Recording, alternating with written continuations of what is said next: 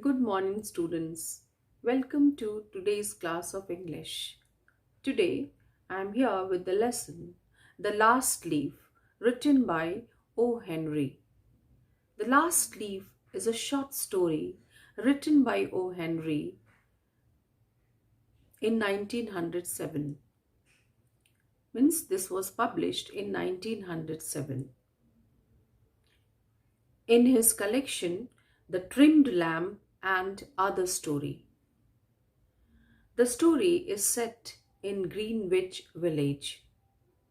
In this story, the author has presented how an old artist saves the life of a neighboring young artist who was dying of a illness that was pneumonia, and how this old artist had given her the will to live.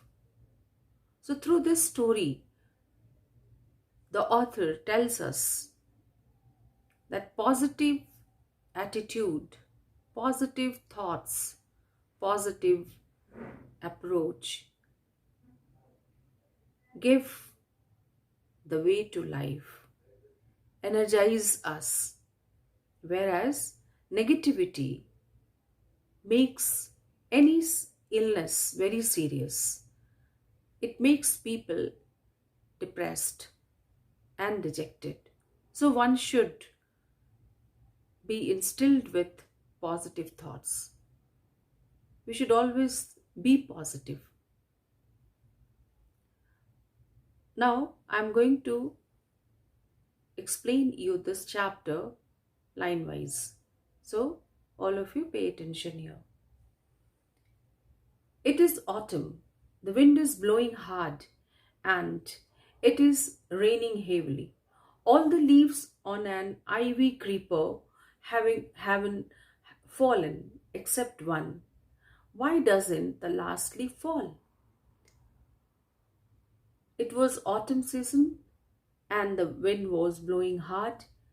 The leaves were falling, but there was a single leaf which intacted. So here there are two characters, Sue and Johnsy, and they were friends. Sue and Johnsy, two young artists, shared a small flat. The flat was on the third story of an old house. Both the friends, who were artists, shared a flat. Johnsy fell very seriously ill in November. She had pneumonia. She would lie in her bed without moving, just gazing out of the window. Sue, her friend, became very worried. She sent for the doctor. Although he came every day, there was no change in Johnsy's condition. So in the month of November, Johnsy fell seriously ill, and she was looked after by her friend Sue, who was very worried about her health because she was suffering from pneumonia. And those days, pneumonia was a very dangerous disease. It was hardly cured. So she sent for a doctor, and the doctor started coming every day, but there was no improvement in the condition of Johnsy. One day the doctor took Sue aside and asked her, "Is anything worrying Johnsy?" "No," replied Sue. "But why do you ask?" The doctor said, "Johnsy, it seems, has made up her mind that she is not going to get well. If she doesn't want to live, medicines will not help her."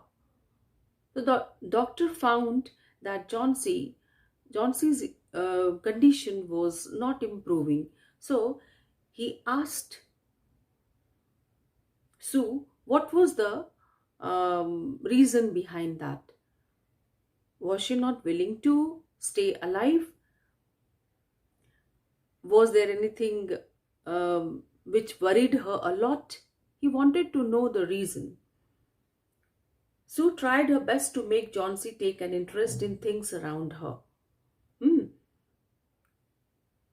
Because the doctor found that she did not have the will to live.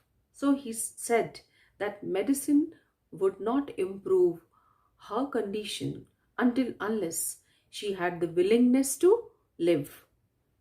So Sue started trying to find out the reason. Why did she not like to stay alive? She talked about clothes and fashion, but Johnsy did not respond. Johnsy continued to lie still on her bed. Sue brought her drawing board into Johnsy's room and started painting. To take Johnsy's mind off her illness, she whistled while working. So Sue tried a lot to divert her attention, to bring her out of this thought, negative thought of not willing to stay alive. She presented lots of things in front of her. She asked her or inspired her to paint also, but Johnsy did not take interest in anything.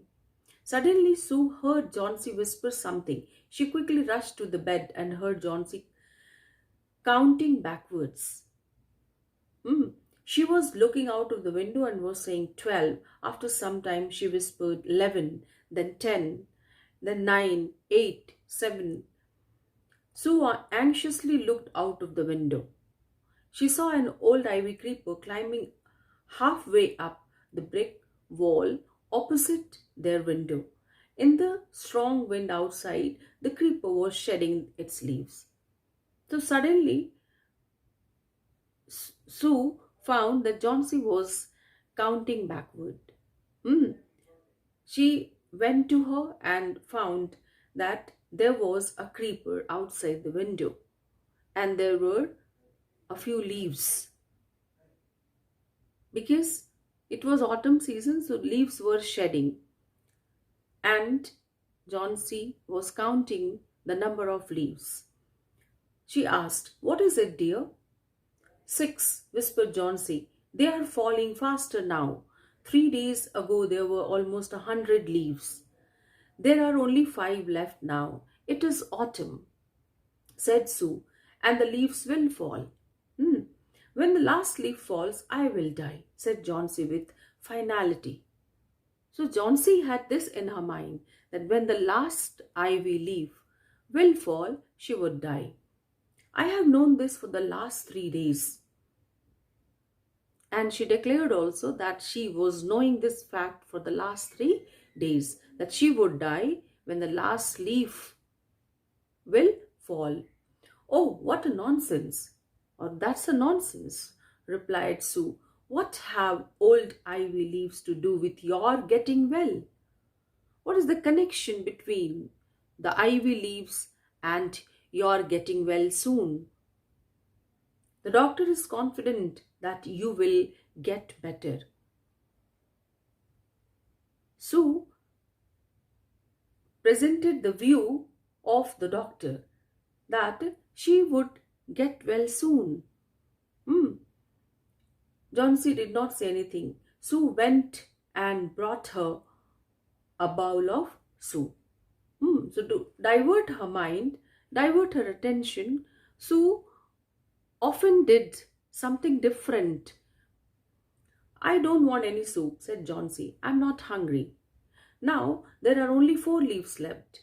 I want to see the last one fall before it gets dark. Then I'll sleep forever." She was waiting for the last leaf to fall, and she had this notion that she would die. Sue sat on Johnsy's bed, kissed her, and said, "You are not going to die. You are not going to die." This is a very important sentence here. She says here that you would not die. Why do you think so? You would get well soon. "I can't draw the curtain for I need the light. I want to finish the painting and get some money for us. Please, my dear friend," she begged Johnsy. Again, she was diverting her mind. "You try to paint something. You try to paint out of which we would get money for your medicine, for your remedy. Promise not to look out of the window while I paint. Hmm. All right, said Johnsy. Finish your painting soon, for I want to see the last leaf fall. She was very much eager to look out of the window so that she could count those shedding leaves. I'm tired of waiting. I have to die. So let me go away peacefully like one of those poor, tired leaves. I want to die. She had only one notion in her mind, that she had to die. Sue rushed down. Bearman lived on the ground floor. Now there was no option for Sue left. Sue went down. There was an old artist named Behrman. So she went to him. He was a 60-year-old painter.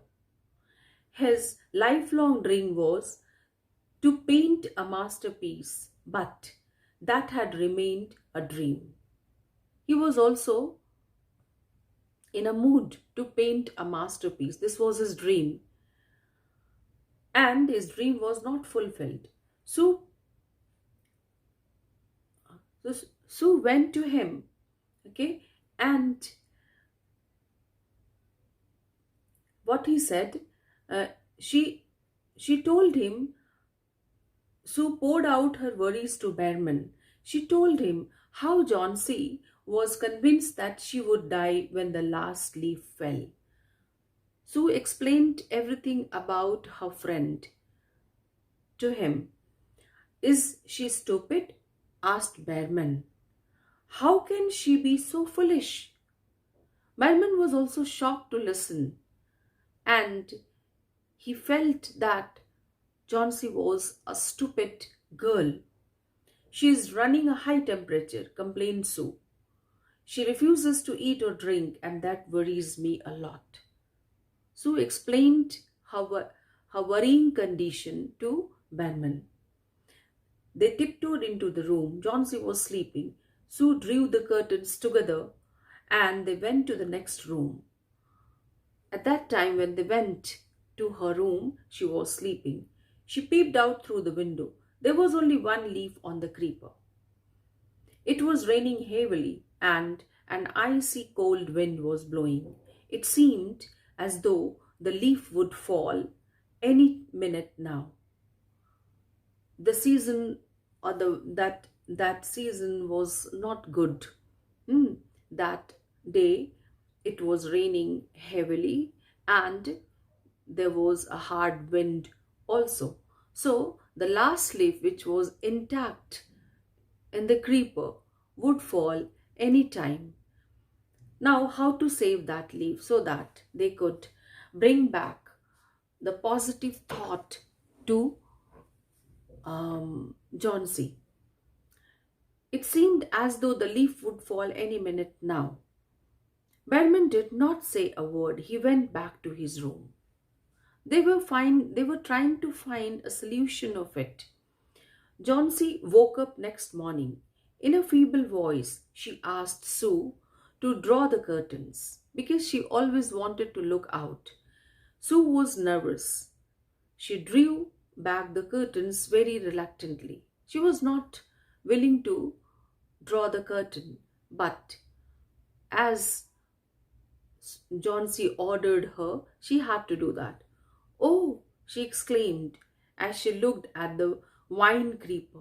Look, there is still one leaf. She was very much shocked. There is still one leaf on the creeper. It looks quite green and healthy. In spite of the storm and the fierce winds, it didn't fall. That leaf was still intact. It did not fall. This was very shocking for her. I heard the wind last night, said Johnsy. I thought it would have fallen. It will surely fall today. Then I will die. So this was her hope. She was hopeless. She did not have the hope for her life. She figured out that she would die with the fall of the last leaf. So she lost hope to stay alive. Okay. Now in the next part of this video, you will find the next explanation.